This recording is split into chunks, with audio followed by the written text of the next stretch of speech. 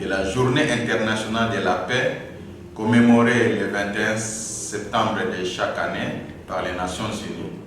Les Nations Unies qui se préparent à souffler sur ces 75 bougies d'années de son existence.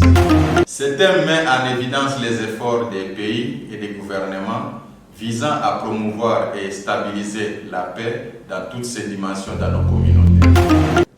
Et cette année, dans le contexte de la COVID-19, coronavirus, bien que pandémie, apparaît non comme une sanction punitive ou apocalyptique, mais plus une opportunité d'apprentissage et de corriger nos erreurs. Nous devons ainsi saisir cette opportunité pour se rendre à l'évidence et évaluer l'impact des actions menées dans le secteur pour renforcer l'empathie, la solidarité, la coopération et la concertation entre peuples pour un nouveau départ vers l'idéal de paix dans le monde. La paix, oui, la paix. Chaque peuple mérite la paix, chaque jour et partout. La paix véritable est bâtie sur l'amour, la vérité, l'ordre et la justice, par des actions à impact visible. Dans tout cela, Dieu étant le fondement et la pierre angulaire. La paix par la paix, pour la paix durable et la prospérité. Les anglo-saxons peuvent dire « peace by peace, for peace and prosperity ». PP for PP. No guns for peace, no war, no violence, no trafficking in persons, you guys. PP for PP, que nous venons de le dire, et l'expression « qui veut la paix prépare l'amour ».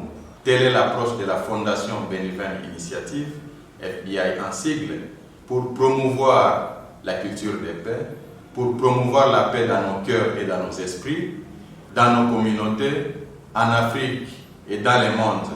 Une paix XXL, big size. Nul n'ignore que l'insécurité circule encore et ce sont les vulnérables qui sont infectés.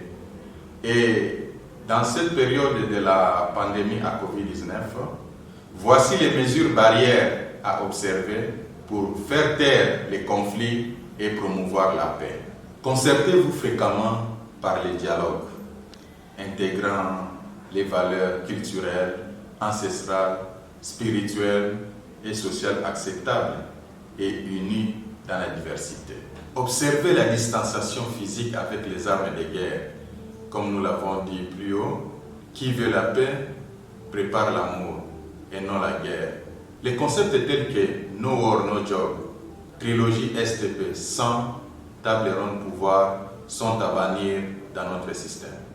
Si la température de l'envie et la convoitise des richesses de l'autre affiche supérieure à 40 degrés sur les thermopistes, évite l'agression, la prédation et l'espionnage sécuritaire.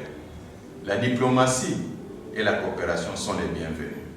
Mur par mur, respecter la souveraineté des États, les frontières des voisins et la protection de l'environnement. Les vivre ensemble en harmonie avec autrui et son environnement.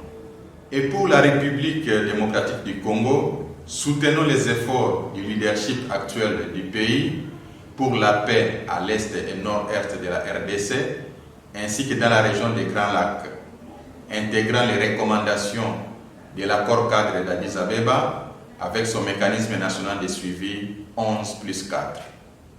Comprendre nos différences et agir sur nos points communs. À cet effet, FBI plaide pour mettre fin aux velléités tribalo-claniques.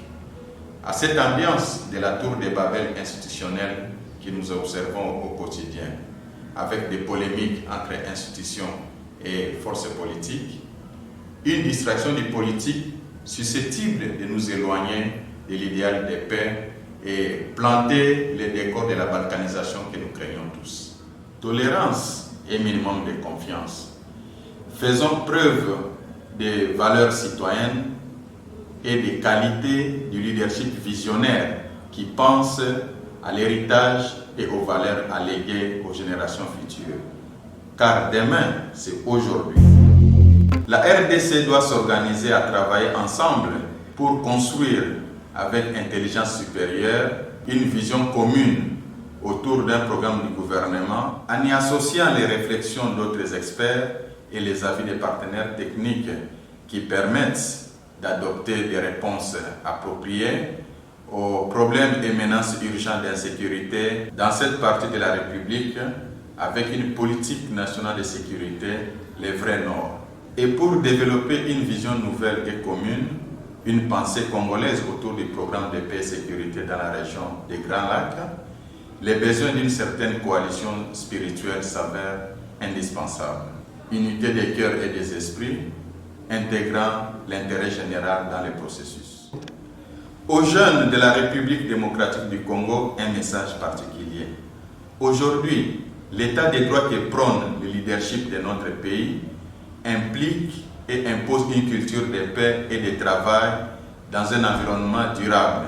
Et nous, jeunes, nous devons élever les flambeaux de la paix et porter le message de l'apologie de la paix afin de promouvoir un environnement d'émergence des valeurs qui transcende une dignité de vie humaine.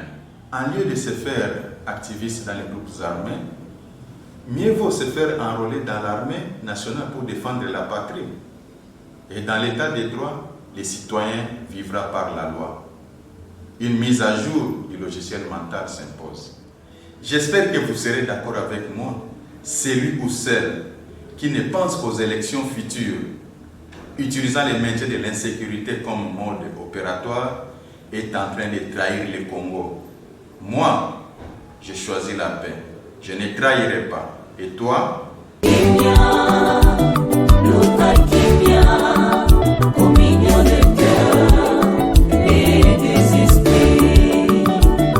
Tolérance et minimum de confiance.